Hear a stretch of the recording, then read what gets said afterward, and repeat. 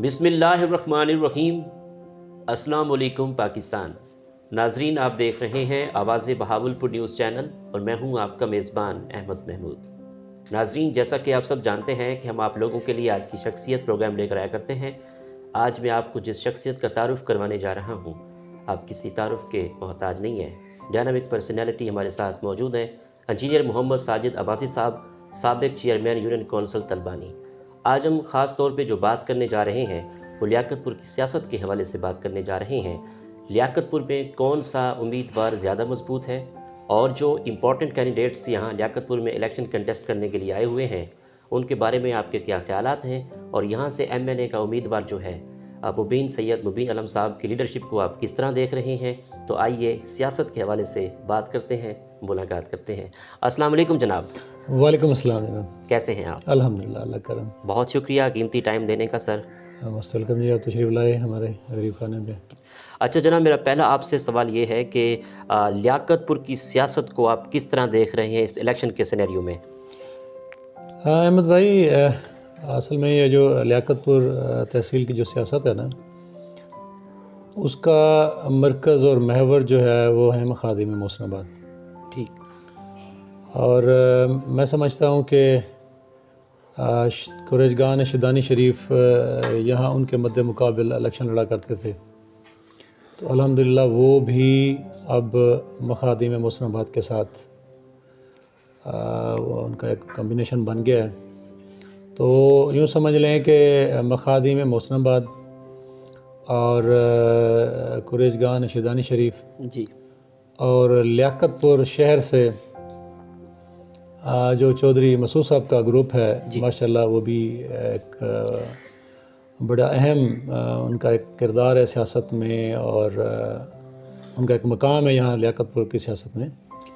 तो ये जो तीनों घराने आपस में मिल गए हैं, तो मैं समझता हूँ कि इस तरह के कम्बिनेशन के बाद ये तारीख़ में मैं समझ रहा हूँ कि ये पहली दफ़ा ऐसा हुआ है कि तमाम सियासी घराने लियाकतपुर के जो बड़े घराने हैं जी वो इकट्ठे हो गए हैं। बिल्कुल। उसके इकट्ठे होने से ये सारी ताकत एक जगह जमा हो गई। तो दूसरा यहाँ ये बड़ा फ़र्क होता है कि आप एक मकामी उम्मीदवार जब इलेक्शन लड़ रहे हूँ, एक सबका MNA और एक दोनों MNAs आपस में मिल गए, और कुरेजगान का पूरी तहसील में वोट है, हर हलके में वोट है। बिल्कुल। और जो चौधरी साहबान हैं माशाल्लाह, उन्होंने भी अपनी सियासत में अपना मकाम रखते हैं। उनका अपना एक ग्रुप है, उनकी अपनी एक टीम है, वो भी काम के हवाले से और इलेक्शन कैंपेन के हवाले से, सियासत के हवाले से बड़ा एक मजबूत घर है। तो इन तीनों के कम्बिनेशन से जो भी इस वक्त मैं देख रहा हूँ, बेशक मखादिम मोहसिनाबाद ने ज़रा ताख़ीर से अपनी मुहिम का आगाज़ किया है, ख़ास तौर पे PB 256 में ठीक। जो MPA के कैंडिडेट का फ़ैसला होते होते काफ़ी टाइम लग गया जी। लेकिन 255 में मखदूम सैयद मसूद आलम साईं अरसद राज से अपनी कैंपेन चलाए हुए हैं। तो यूँ समझ लें कि 255 में तो कैंपेन पिछले साल से ही चल रही है जी। और चौधरी महमूद साहब जो कैंडिडेट ऑलरेडी डिक्लेयर्ड हैं मुस्लिम लीग नून की तरफ से, उनको भी तकरीबन इतना ही अरसा हो गया अपने हलके में कैंपेन चलाते हुए। बाकी इशू था 256 का, उसका फ़ैसला गो कि लेट हुआ है, लेकिन ख्वाजा ग़ुलाम रसूल अलमारूफ़ कुतुब कुरेजा साईं के उम्मीदवार PP 256 बनने के बाद उस हलके की जो सियासी पोजीशन है वो यकसर बदल गई है। ठीक है। और मैं समझ रहा हूँ कि ये एक दूसरा जो बड़ा फैक्टर है ना, कि मकामी कैंडिडेट का एक और वज़न है और जो बाहर के उम्मीदवार आए हैं उनका एक और वज़न है। जी। मखादिम मोहसिनाबाद 1985 से, इवन इससे पहले से वो सियासत कर रहे हैं, इलेक्शन लड़ते आ रहे हैं। उनको तहसील के हर इलाके का, हर मौज़े का, हर बस्ती का पता है। वो जब चाहें, जितने बजे चाहें, रात को जिस वक्त चाहें वो जा सकते हैं इलाके में। उनको किसी को साथ ले जाने की ज़रूरत नहीं है, रास्ता पूछने की ज़रूरत नहीं है। बिल्कुल ऐसा ही है। ठीक। जो बाहर से कैंडिडेट हैं उनके साथ एक टीम होती है जो उनको ले कर चलती है। वो अगर चाहें किसी वक्त किसी से मैंने मिलना है तो फिर वो किसी ना किसी को साथ लेना पड़ेगा। तो आप ये देख रहे हैं कि मखदूम अहमद आलम अनवर साहब अपना एक सेटअप बना के सारा दिन फिरते हैं। बिल्कुल ऐसा। और रात के 2-2 बजे तक जान करते अभी चलें सी, चलो भी फलां पास जुल दे। जी बिल्कुल। तो यानी वो ये जो एक कैंपेन इधर से चल रही है मोहसिनाबाद की तरफ से, तो उस कैंपेन का नहीं मुकाबला कर सकते जमालुद्दीन वाली से, जो मोहतरम हैं हमारे, वो भी काबिल एहतराम कैंडिडेट यहाँ पे आए हैं।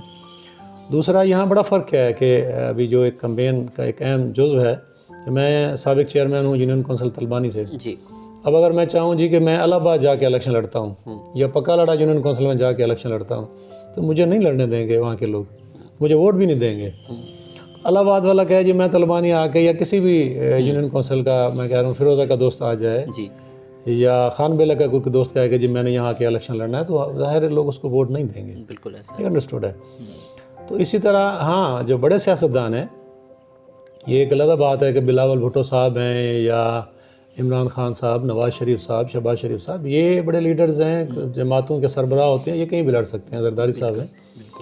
तो जो बाकी लोग हैं उनका इस तरह सेटअप नहीं बनता। तो अभी आप देख रहे हैं कि मखदूम मुर्तज़ा महमूद साहब 174 से लास्ट टाइम वो MNA थे वहाँ पे। तो अगर वो कुछ सिचुएशन वहाँ बेहतर होती तो वो अपने ही इलाके में कंटिन्यू रखते। बिल्कुल। तो लेकिन उन्हें शायद अंदाज़ा हुआ होगा कि अब ये तो नहीं हो सकता ना कि पूरी तहसील, पूरे ज़िले में बल्कि एक ही ग्रुप इलेक्शन लड़े, तो सारे घर के अफराद जो हैं पूरे ज़िले में किसी सीट पर लड़ रहा हो, किसी सीट पर लड़ रहा हो। खैर वो अपनी मखदूम साहब की अपनी सोच होगी। तो इस बात पे हमें भी बड़ी खुशी होती है, फ़ख्र महसूस होता है कि अल्हम्दुलिल्लाह मखादिम मोहसिनाबाद और कुरेजगान शिदानी शरीफ के आपस में मिलने के बाद कोई एक उम्मीदवार इस काबिल नहीं बचा कि वो इनका मुकाबला कर सके MNA की सीट पे। तहसील में आप यानी कोई ऐसा बंदा आप समझ लें कि नहीं है जो मोहसिनाबाद का मुकाबला कर सके, इसलिए उन्हें बाहर से कैंडिडेट लाना पड़ा। तो मैं समझता हूँ कि गो के देर कैंपेन शुरू हुई है, इस वक्त कंट्रोल है, फुली कंट्रोल है मोहसिनाबाद का। चौधरी मसूद साहब और चौधरी महमूद साहब वो भी अंत तक मेहनत कर रहे हैं। मखदूम सैयद मसूद आलम सही, बल्कि इनकी पूरी टीम, अहमद आलम अनवर सही अलहदा अपने सेटअप चलाए फिरते हैं कैंपेन का, मुबीन अहमद सही अपना, मखदूम मसूद आलम सही अपना, और इवन अब्दुल कादिर सही जी, और इवन मसूद सही के जो बेटे हैं मखदूम मतीन सही। तो हर एंगल से जो है ना उन्होंने पूरे हलके को घेरा हुआ है। और अल्हम्दुलिल्लाह जो ये मैं बड़े खुशी से कह सकता हूँ, फ़ख्र से कह सकता हूँ कि जितने भी आंधियाँ तूफ़ान आए हैं ना सियासत में पिछले 1 साल में या 1.5 साल में, ग्रुप्स भी चेंज होते रहे हैं, सब कुछ होता रहा है, लेकिन मखदूम मुबीन अहमद सही के ग्रुप में से मेरा नहीं ख्याल कि कोई बंदा यहाँ से गया है। तकरीबन सारे का सारा ग्रुप को सिवाय एक आध दोस्त के, सारे का सारा ग्रुप उनके साथ अटैच रहा है। और उस दौर में जब आप समझ लें कि पंजाब में परवेज़ इलाही साहब की हुकूमत बन गई और उस वक्त PTI का यहाँ तोती बोलता था, तो उस वक्त भी जो उनके थे अहबाब, दोस्त, चेयरमैन साहबान, सारे के सारे उनके साथ अटैच रहे और अल्हम्दुलिल्लाह अटैच हैं। और कुरेजा साहब के आने से मज़ीद इसमें बेहतरी आई है और बहुत इसमें अब बेपनाह किस्म का उनका एक इजाफ़ा हुआ है उसमें वोट बैंक में। तो अल्हम्दुलिल्लाह मैं तो मुतमईन हूँ। ज़ाहिर है मैं चूँकि मोहसिनाबाद का चेयरमैन, ग्रुप का चेयरमैन हूँ, मैं तो ज़रूर कहूँगा, लेकिन मैं अगर न्यूट्रल भी तबसरा करूँ तो मैं समझता हूँ इस वक्त बेहतरीन कैंपेन जा रही है इंशाल्लाह। ठीक, तुम सब जीतेंगे। साजिद साहब, आपको क्या लगता है लियाकतपुर की नुमाइंदगी किन को मिलनी चाहिए? जी इसमें तो कोई दो राय नहीं है कि जो लियाकतपुर के वारिस हैं, जो लियाकतपुर के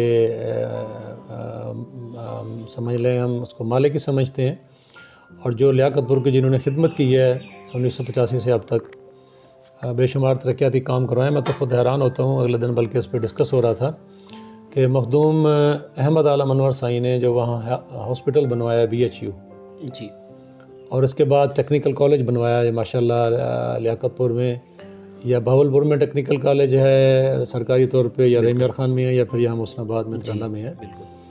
तो वो जो रकबा उन्होंने उनको दिया है 8-10 एकड़, शायद इससे भी ज़्यादा है जो टेक्निकल कॉलेज को रकबा दिया है, वहाँ से डिप्लोमा करके हमारे इलाके के नौजवान अपनी तालीम मुकम्मल करके प्रोफेशनल, तो मुल्क के कोने कोने में इवन बाहर भी दोस्त गए हुए हैं, वो अपने घर का निज़ाम भी चला रहे हैं, मुल्क की खिदमत भी कर रहे हैं।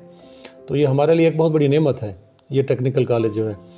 और उस टेक्निकल कॉलेज के लिए जो ज़मीन, हॉस्पिटल के लिए ज़मीन, फिर एक बॉयज़ कॉलेज बनवाया उसके लिए ज़मीन, आप अंदाज़ा करें अहमद भाई कि वहाँ पे अभी इस वक्त 4-5 लाख रुपए मरला ज़मीन है उस एरिया में। बिल्कुल। तो उन्होंने ये तकरीबन 1 मुरब्बा ज़मीन जो इन तालीमी इदारों के लिए और हॉस्पिटल के लिए दी हुई है, इससे बड़ी कुर्बानी नहीं हो सकती।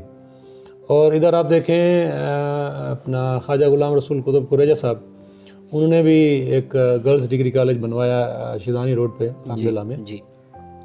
वो भी बड़ी कमर्शियल ज़मीन है जो उन्होंने दी है। उनके साथ ही आपने देखा है उनका टाउन बना हुआ है। जी जी बिल्कुल। वो टाउन का रकबा उन्होंने गर्ल्स कॉलेज को दे दिया। ऐसा ही है। तो ये बहुत बड़ी कुर्बानी है इन घरानों ने जो दी हुई है ना इस इलाके के लिए। तो मैं समझता हूँ कि जिनकी यहाँ खिदमात हैं तो ये उनका राइट बनता है। और देखें ना, मखदूम मसूद आलम सही ने ये रोड स्टार्ट करवाई थी इलाहाबाद से लियाकतपुर डुअल कैरेज वे, हमारी तहसील का सबसे पहला एक मनसूबा है बड़ा जी। नेशनल हाईवे अथॉरिटी के जो प्रोजेक्ट है उसके अलावा जी। इसके अलावा मुबीन साईं की ही प्रपोज़ल पे इलाहाबाद खान बेला से इलाहाबाद रोड बनी है दोबारा। इसके अलावा बेशुमार मंसूबे हैं क्योंकि इस मुख्तर टाइम में सारे नहीं गिने जा सकते। जी। तो जिनकी खिदमात हैं लियाकतपुर में उनको ही नुमाइंदगी मिलनी चाहिए। बाहर से जो भी अहमद भाई कैंडिडेट आता है ना उसकी तरजीहात फिर वो नहीं होती क्योंकि वो एक आर्जी सेटअप होता है। बिल्कुल ऐसा है। जब इस दफ़ा हम इलेक्शन लड़ने जा रहे हैं और मैं समझता हूँ कि जो इस वक्त हुकूमत बनने जा रही है, आप सब देख रहे हैं कि भी नवाज़ शरीफ साहब स्पेशली यहाँ पाकिस्तान में आए हैं और जिस तरह एक सेटअप है तो सब हम देख रहे हैं कि आइंदा मुस्लिम लीग नून की हुकूमत है वफाक में भी और पंजाब में भी। तो अब अगर पीपल्स पार्टी के दोस्तों को वोट भी दे दें और वो खुदा न खास्ता हमारे जीत भी जाएं तो वो इलाके के लिए इसलिए नुकसान होगा कि बैठना तो उन्होंने अपोजिशन में है। तो पाकिस्तान में सियासत का सेटअप ऐसा ही है कि फिर जो अपोजिशन का MPA होता है उसको फ़ंड नहीं मिलते, फिर वो उस MPA को बना के फिर दोबारा 5 साल के लिए अपोजिशन में बिठा देना और वो कहे जी ठीक है जी मैं तो बन तो गया था जी आपकी मेहरबानी, क्योंकि मैं हुकूमत का हिस्सा नहीं हूँ, मैं तो आपके लिए कुछ नहीं कर सकता। बिल्कुल ऐसा है। तो सॉरी से बेहतर है कि फ़िलहाल मैं तो कहता हूँ दोस्तों से मैं सब आवाम को यही मैसेज दूँगा कि आप मखादिम मोहसिनाबाद को, ख्वाजा गुलाम रसूल कुरेजा साहब को और चौधरी महमूद साहब को वोट देकर मुस्लिम लीग नून को जितवाएं। और इलाके में मैं समझता हूँ कि जो अगर महरूमियाँ मज़ीद रह गई हैं, जो तरक्याती काम रह गए हैं, जो अभी करने वाले हैं लोगों की सहूलत के लिए, इंशाल्लाह उसका तसलसल फिर जारी रहेगा इंशाल्लाह। ठीक। आखिर में सुनने वालों को, देखने वालों को, लियाकतपुर की आवाम को, अपने इलाके की आवाम को एज अ साबिक चेयरमैन यूनियन काउंसिल दलमानी क्या पैगाम देना चाहेंगे और ये भी बता दें कि हमारा निशान कौन सा है? जी अहमद भाई, निशान तो सिंपल है, शेर जी। और जैसे कहते हैं एक बारी फेर शेर जी, शेर पे मोहर लगानी है। और इसमें मेरे ख्याल में कि अगर कोई दोस्त थोड़ा अभाम में है, बाज़ औक़ात लोग ये तकसीम कर लेते हैं जी छोटा वोट बड़ा वोट जी, उसमें ना पड़े, उसका नुकसान होता है। मतलब अगर आप फ़र्ज़ करो जिस कैंडिडेट को आप वोट देना भी चाह रहे होते हैं तो उसको नहीं जा रहा होता, क्योंकि आप हर फ़र्द को नहीं समझा पा सकते कि जी मैं छोटा वोट कौन सा होगा, फिर वो अब MPA को कौन सा वोट जाएगा, MNA को कौन सा वोट जाएगा। तो और मैं समझता हूँ कि MNA MPA पूरा ग्रुप अगर जीते तो वो उससे और ज़्यादा आपका ग्रुप भी मजबूत होता है और आपका वज़न बढ़ता है ऊपर लेवल पे अवानों में कि जी माशाल्लाह तहसील लियाकतपुर से एक ही ग्रुप मुस्लिम लीग नून को जीत के आया है, तो उसका एक वज़न होता है, आपकी डिमांड्स पूरी होती हैं, आपके सारे मसाइल हल होते हैं। तो इसलिए मैं समझता हूँ कि सारे के सारे जो दोस्त हैं वो मुस्लिम लीग नून को ही वोट दें, शेर के निशान को वोट दें और सारे ग्रुप को कामयाब करवाएं। बाकी जो पैगाम है वो यही है कि अल्हम्दुलिल्लाह मैं अहमद भाई पहली दफ़ा चेयरमैन बना हूँ। बेसिकली मैं तो प्रोफेशनली सिविल इंजीनियर हूँ, मेरा सियासत से ताल्लुक़ कोई नहीं था, लेकिन मैं अब देखता था कि हमारे इलाके में जो हालात हैं, जो दोस्त यहाँ लोकल लेवल पे सियासत करते थे, नाज़िम भी बने हैं 2-2 4-4 दफ़ा, और जब हम इर्द गिर्द का माहौल देखते थे तो बड़ी परेशानी होती थी और मायूसी होती थी कि अब अगर दोबारा वही लोग आ गए तो फिर हमारे इलाके का भी वही हाल होगा जैसे पहले होता आया। बिल्कुल। तो फिर हमने समझ लें कि रिस्क लिया। मैं प्राइवेट सेक्टर में जॉब करता हूँ। अब जॉब करने वाले बंदे का सियासत से ताल्लुक़ तो कोई नहीं होता, लेकिन फिर हमने अल्हम्दुलिल्लाह एक स्ट्रगल की, मेहनत की, सब दोस्तों के ताउन से बहुत से ग्रुप्स ने हमें सपोर्ट किया, तो उन सब के ताउन से अल्हम्दुलिल्लाह मैं कामयाब हुआ बतौर चेयरमैन। और मुझे 7-8 साल जो गुजर गए उसमें हमने हर मुमकिन स्ट्रगल की है इलाके की डेवलपमेंट के लिए, उसकी तरक्की के लिए। इसमें सारी डेवलपमेंट में यकीनन मखादिम मोहसिनाबाद का हाथ है। उनके ज़रिए से ये डेवलपमेंट हुई है, वरना बतौर चेयरमैन यूनियन कौंसिल जो हमें 3 लाख रुपया पर मंथ फंडिंग होती थी जी, तो उसमें से 2 लाख रुपए तो ये इसमें खर्च हो जाते थे, जो यूनियन कौंसिल के छोटे छोटे काम हैं, तनख्वाह वगैरह इस तरह की चीज़ें हैं। तो उसमें से फिर फंडिंग 1 लाख रुपया बचा के ये, बल्कि एक वहाँ उसमें एक कानून भी है कि जो 3 लाख मिलता है उसमें से आपने 1/3 डेवलपमेंट लगाना है, 2/3 आपने अदर एक्टिविटीज़ पे इस्तेमाल करना है। अब 1 लाख रुपये महीना हमारा 27 महीने का इक़्तिदार रहा है तो उससे कुछ नहीं हो सकता था।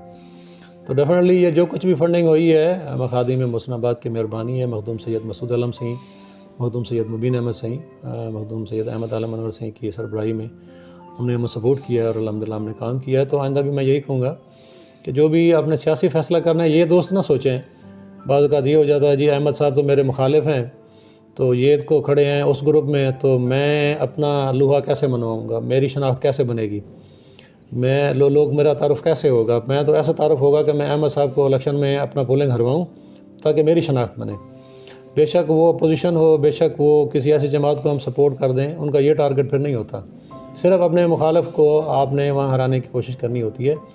इस तरह का फ़ैसले तो दोस्त ना लें। मैं तो ये दोस्तों को मैसेज दूँगा हर हल्के में, हर पोलिंग में, हर मौज़े में, कि इस तरह का फ़ैसला ना लें। आप ये देखें कोई बात नहीं, अब यहाँ ये इलेक्शन हो रहा है, डॉक्टर मुनव्वर खेतरान साहब यहाँ यानी अपोनेंट हैं, हम इलेक्शन लड़े हैं एक दूसरे के ख़िलाफ़, अल्हम्दुलिल्लाह हम सारे इकट्ठे खड़े हैं। इसलिए हम सारे इकट्ठे खड़े हैं, इसके अलावा बहुत छोटे छोटे ग्रुप सारे शामिल हो गए हैं। मकसद क्या है इलाके का, कि इलाके की बेहतरी के लिए हम सब में मुत्तहद होना चाहिए।